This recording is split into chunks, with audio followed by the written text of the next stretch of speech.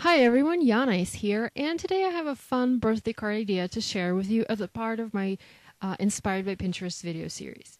So I'm starting my project today with a piece of white cardstock, and I'm using a ruler and a regular pencil just to draw some lines, and I'm spacing them half an inch.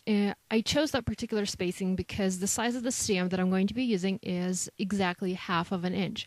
So I have these fun stamps from Neat Tangled, the Everyday Label stamp set, and I wanted to use this little heart to stamp a background for my card. I saw this really fun image of a rug on Pinterest, and I really like all the color blocking and these little colored blocks. Well, yeah, the little colored blocks on the rug, and I decided I wanted to try to create that exact look on a background of a card.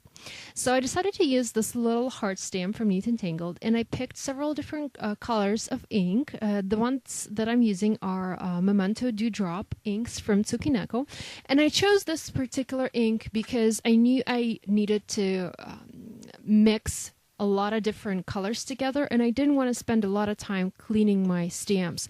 And these inks are water-based inks, and they clean off a stamp really easily. As you can see here, I'm simply stamping the image onto my cardstock, and then I'm stamping it again onto a piece of scratch paper, and my stamp is almost completely clean. So this is the reason I chose these particular inks. I could have used any other kind of ink, but I didn't want to have to clean my stamp every single time. So this is why I'm using these Memento Dewdrop inks from Tsukineko.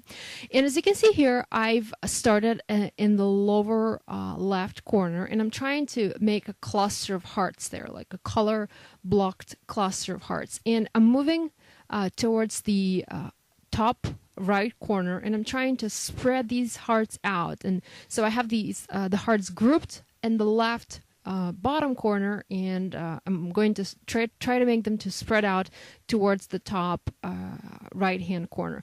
And if you noticed, I'm alternating the direction of that heart. So I stamped a bunch of hearts facing the usual way, and then I switched my stamp. I turned it upside down, and I'm simply stamping some hearts upside down, and then some facing to the left, and then some facing to the right.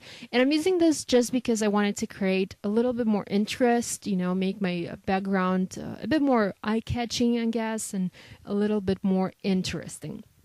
And as for the color palette for this card, I once again used my inspiration image, and I picked several colors of blue ink, several colors of violet, then I had some greens, some purples, and now I'm finishing my stamping with some orange and some red ink from Tsukineko.